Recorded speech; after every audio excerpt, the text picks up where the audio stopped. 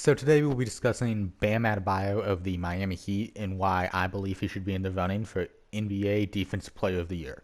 Make sure you subscribe if you enjoy sports content and like the video. And before you get further, I am a tad bit biased as a Miami Heat fan. Let's just get right into it though. So NBA Defensive Player of the Year 2021. The top 5 currently looks like Rudy Gobert, Giannis, Joel Embiid, Ben Simmons, and Miles Turner. That's the top 5. And if you look at that list, it contains, I'd say, many traditional defensive-minded players. Rudy Gobert, Joel Embiid, and Miles Turner are all considered paint protectors. Guys that you can station in the paint to just shut it off as an area. Not super versatile, nothing like that. Giannis is just a good defender all around. He doesn't really excel at any one area, in my opinion. He's just an amazing defender all around. And with Ben Simmons, it's somewhat the same thing. He uses his size well, especially when he does play against point guards, as he often does. So that's that with all of those guys. But Bam Adebayo should be in that running. And if we look at it, he's in the top 10 running. But the fact that he's not in the top 5, especially now with Miles Turner likely being out for the remainder of the season, an unknown period of time officially, we see an opening here for Bam Adebayo to make his way into the top 5 of the MVP race. And while I don't think he will win it due to how the award has traditionally gone, I do think he should be in the running. So, for starters, in case you just have a basic lack of knowledge about the NBA, I'm going to throw this graphic up on the screen right here. And it just talks about players that have been guarded by Bam Adebayo. So I got the idea to make this video following the Heat win over the Nets. And there's one statistic in particular that inspired me. In the fourth quarter of the game, Kyrie Irving went 0 for 8 when guarded by Bam Adebayo, which is just something that's very impressive, especially seeing as how this is a center. This isn't a guy that should be locking up point guards, right? Because if you put Kyrie on Rudy Gobert, he's not going to go 0 for 8. Because Gobert is not as good as a perimeter defender. He's not as quick as Bam Adebayo. So, that's just that right there. Now, the Heat's defense, they play a 2-3 zone.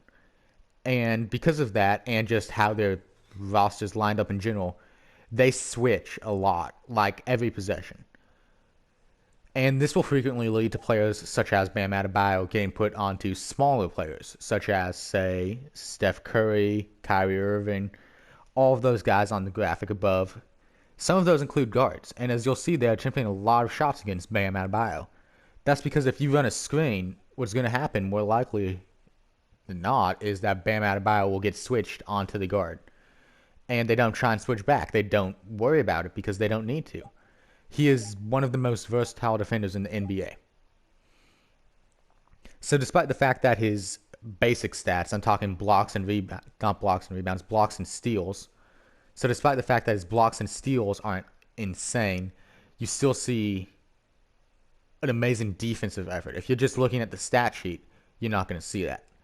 So in terms of blocks and steals, he averages around 1 block and 1 steal per game. So just take that how you want it.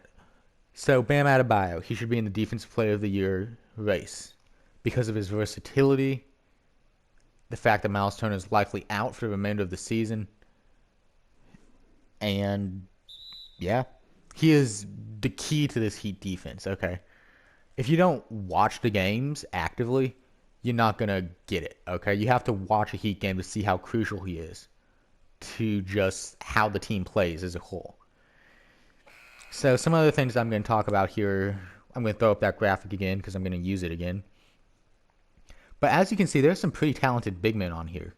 Sabonis, Julius Randle, Giannis, John Collins. So we've known Bam as a Giannis stopper for years now. And when I say years, I mean 2 years at this point. But he was able to hold Mr. Giannis here to 38% from the field, which is pretty impressive. And is likely the main reason that they won against Milwaukee in the playoffs, despite Jay Crowder being on him the majority of the time. So, we factor that in. So, it's not as if he's just switching on to guards all the time. No, he is able to hold his own against these big men too, such as Sabonis and Randle and Giannis. Add that into the fact that when going against players such as Bradley Beal, Jason Tatum, he's able to use his length and his footwork, right? Like guys like him and Ben Simmons is another guy that I think kind of shows off the same idea. It's a big man in the traditional sense, but it's also a guard in the non-traditional sense, in the sense of passing with both of them and the sense of how they move their feet, how quick they are, right? Now, to anyone that says Bam Adebayo is not a paint defender, clearly you did not watch Game 1 of the Eastern Conference Finals last year. This guy can defend the paint very well. And with the switch the NBA has made over time from moving away from the 7'3", 7'4" guys over to guys that are Bam Adebayo's height, such as, 6'8", 6'9" guys that you can comfortably play at the center position, I think it just makes a ton of sense to have one of these guys win the Defensive Player of the Year. And ultimately, why I believe the award will go to Rudy Gobert. I feel like Bam Adebayo should be in the top 5. And hey, maybe one day he could get in the top 3 or win the award in a year or two. So I think we're just starting to see the beginning of Bam's true defensive potential, honestly.